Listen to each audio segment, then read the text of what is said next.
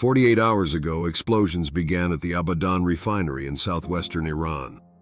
The facility, capable of processing 400,000 barrels of crude oil per day, erupted in a series of coordinated blasts that sent flames hundreds of feet into the air. Satellite imagery captured the moment. 6 distinct detonation points across the complex, followed by secondary fires as storage tanks ignited.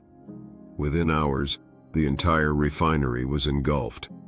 The initial assumption, shared by intelligence agencies monitoring the region, was that this was an American airstrike. The precision of the targeting, the simultaneous nature of the explosions, and the strategic value of the facility all pointed to a military operation. But no U.S. aircraft had been in the area. No cruise missiles had been launched. And as the hours passed and more facilities began to burn, the reality became clear. Iran was destroying its own oil infrastructure. Karg Island, a small piece of land in the Persian Gulf that serves as the export terminal for 90% of Iran's oil production, was next. Engineers from the Islamic Revolutionary Guard Corps arrived with demolition equipment. Over the course of 12 hours, they systematically destroyed the loading docks, scuttled ships in the approaches to make the channel impassable, set fire to storage tanks holding millions of barrels of crude, and severed the underwater pipelines that connected the island to mainland production facilities. By the time they finished, Karg Island, which had been Iran's economic lifeline for decades, was unusable. The South Pars gas field, the largest natural gas reserve in the world shared between Iran and Qatar, saw similar destruction. Offshore platforms were rigged with explosives and detonated. Wellheads were sealed with concrete, a process that would take years to reverse. Processing facilities onshore were burned. The field, which had been producing gas for domestic consumption and potential export, went offline completely. In total, 12 major oil and gas facilities were destroyed or severely damaged within a 48-hour period. Abadan, Isfahan, and Bandar Abbas refineries, multiple pipeline networks, export terminals, processing plants. The destruction was methodical, professional, and comprehensive. This was not sabotage by an external enemy. It was a deliberate act of self-immolation by a state that had concluded its own wealth was a weapon to be used against its adversaries. The strategic logic, while shocking, was not incomprehensible. Iran had been under comprehensive economic sanctions for years. American pressure had effectively cut Iran off from the global financial system. Oil exports, the primary source of government revenue, had been reduced to near zero through a combination of sanctions enforcement and naval blockades. The Iranian economy was in free fall. Inflation was destroying the currency. The government had no meaningful income. From Tehran's perspective, the oil beneath Iranian soil had become meaningless. If it could not be sold, it had no value. But the global economy still needed oil. If Iran could not benefit from that need, it could ensure that everyone else suffered from its absence. By destroying production and export infrastructure, Iran was removing 2.5 million barrels per day from global supply. That reduction, in a market already tight due to geopolitical tensions and underinvestment in production, would send prices soaring and inflict economic pain on every oil-importing nation, particularly the United States and its allies. The impact on global markets was immediate and severe. Brent crude, the international benchmark, had been trading at approximately $85 per barrel before the destruction began. Within 48 hours, it had surged to $145 per barrel, a 70% increase. West Texas Intermediate, the U.S. benchmark, followed a similar trajectory, rising from $80 to $138 per barrel. Futures markets went into chaos as traders tried to assess how long the supply disruption would last and whether other producers could compensate. The answer to the second question was clear: they could not. OPEC, the cartel of oil-producing nations that theoretically maintains spare capacity to stabilize markets, was already producing at or near maximum levels. Saudi Arabia and the United Arab Emirates, the two members with the largest reserve capacity, were running their fields as hard as they could. Venezuela's production had collapsed due to mismanagement and sanctions. Nigeria faced internal security problems that limited output. There was no spare capacity to replace Iranian production. The United States had one tool available: the Strategic Petroleum Reserve. This emergency stockpile, stored in underground salt caverns along the Gulf Coast, held approximately 105 million barrels of crude oil. The reserve had been drawn down significantly over the previous months to offset earlier price spikes. At the current release rate of 2 million barrels per day, the reserve would be exhausted in 52 days. American consumers felt the impact immediately. Gasoline prices, which had been averaging $6.10 per gallon nationally, jumped to $9.50 within a week. In California, where prices were already high due to state taxes and environmental regulations, the average climbed to $11.20 per gallon. In New York, it hit $10.80. The shock was compounded by the speed of the increase.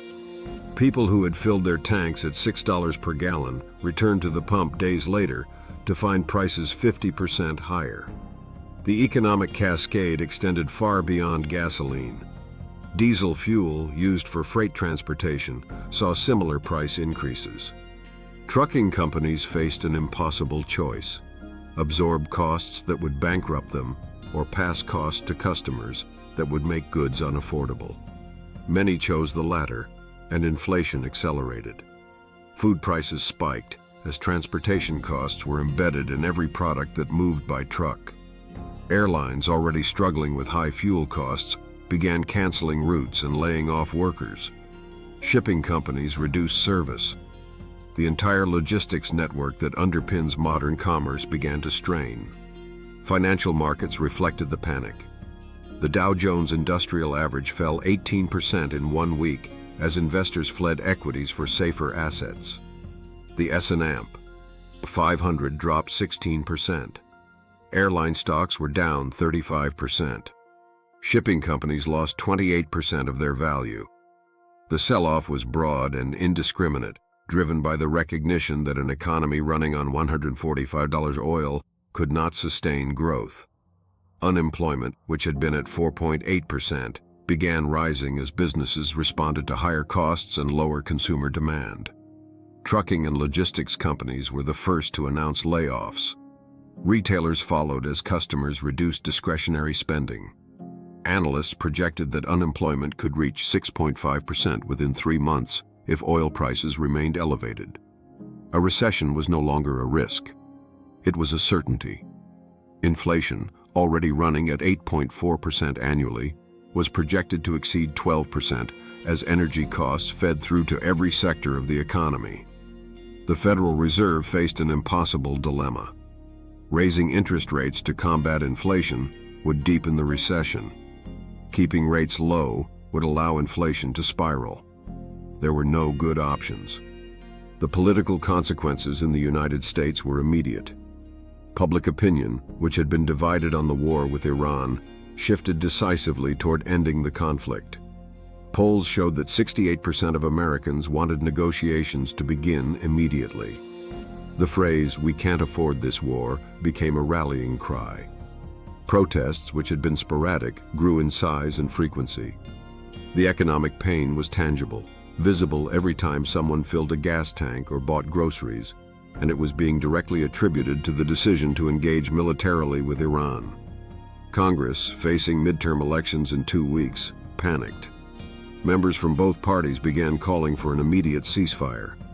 73 House members signed a letter to the president demanding negotiations. 42 senators issued a similar call. The political calculus was simple.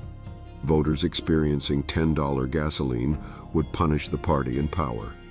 Lawmakers wanted distance from the war before Election Day. Iran's calculation was equally clear. The destruction of oil infrastructure was economically catastrophic for Iran itself. The facilities represented decades of investment. Reconstruction would take years and cost hundreds of billions of dollars. But Iran's economy was already destroyed by sanctions. The government had no oil revenue anyway. By removing the infrastructure, Iran was ensuring that even if sanctions were lifted, production could not resume quickly. The damaged facilities became leverage. If the West wanted Iranian oil back on the market, it would have to help rebuild. And rebuilding would require lifting sanctions, providing financing, and likely offering security guarantees. Moreover, Iran was betting that Western populations would not tolerate prolonged economic pain. Democracies are vulnerable to public pressure in ways that authoritarian regimes are not.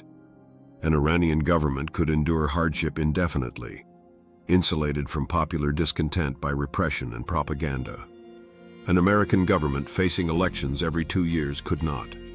52 days until the strategic petroleum reserve was empty. Winter approaching, bringing higher demand for heating oil. Prices climbing further. Political pressure mounting. Iran believed it could outlast the United States in a test of economic endurance. The destruction also sent a signal to other oil-producing nations. Saudi Arabia and the UAE, both of which hosted American military bases and had tacitly supported operations against Iran, watched their own vulnerability become clear.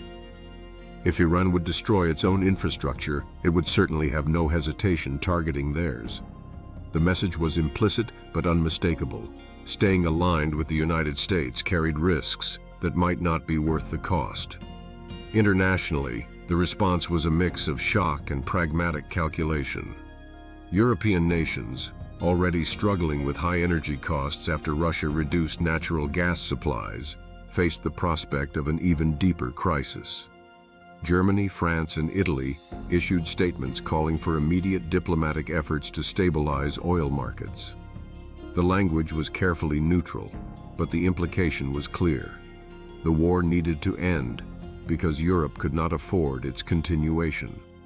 China, which had been importing Iranian oil despite sanctions through various sanctions evasion schemes, lost a major supply source. Beijing began drawing down its strategic reserves and increased purchases from Russia, but the volumes were insufficient to meet demand. Chinese economic growth, already slowing, faced further headwinds. The government in Beijing quietly increased pressure on Tehran to consider negotiations, though it did so through private channels to avoid appearing aligned with American interests. Russia, the world's second-largest oil producer, was one of the few beneficiaries of the crisis. Higher oil prices meant more revenue, which partially offset the economic impact of sanctions related to Ukraine. But Russian officials were also wary. If Iran's tactic of self-destruction proved effective, it set a precedent that other desperate states might follow. The global order depended on certain assumptions about rational behavior.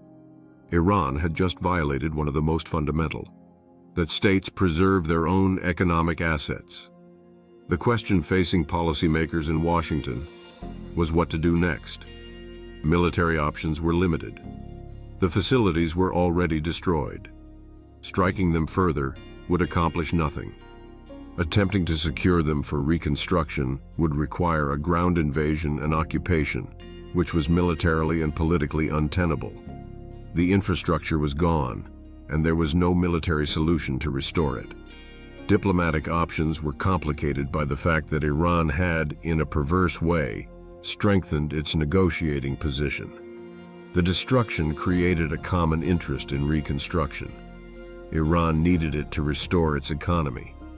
The world needed it to stabilize oil markets. But reconstruction could only happen with Iran's cooperation, and that cooperation would come with demands: sanctions relief, security guarantees, acceptance of Iran's regional role, and likely concessions on nuclear and missile programs. The strategic gamble Iran had made was whether the West could endure economic pain longer than Iran could endure isolation and poverty. The answer would determine whether the self-immolation succeeded as a tactic or became a historic miscalculation. But in the immediate term, the results were undeniable. Oil at $145 per barrel, gas at $9.50 per gallon, strategic reserves depleting, recession imminent. public pressure for peace mounting. And Iran, its refineries burning, its export terminals demolished, watching to see whether the fires would force an outcome that military force had not achieved. The burning would continue for days. Some fires would take weeks to fully extinguish. The economic impact would last far longer. And the question that haunted analysts and policymakers was whether this was a desperate last move by a collapsing regime or a calculated strategy that would reshape the conflict. Iran had weaponized its own destruction. The world was about to discover whether that weapon worked.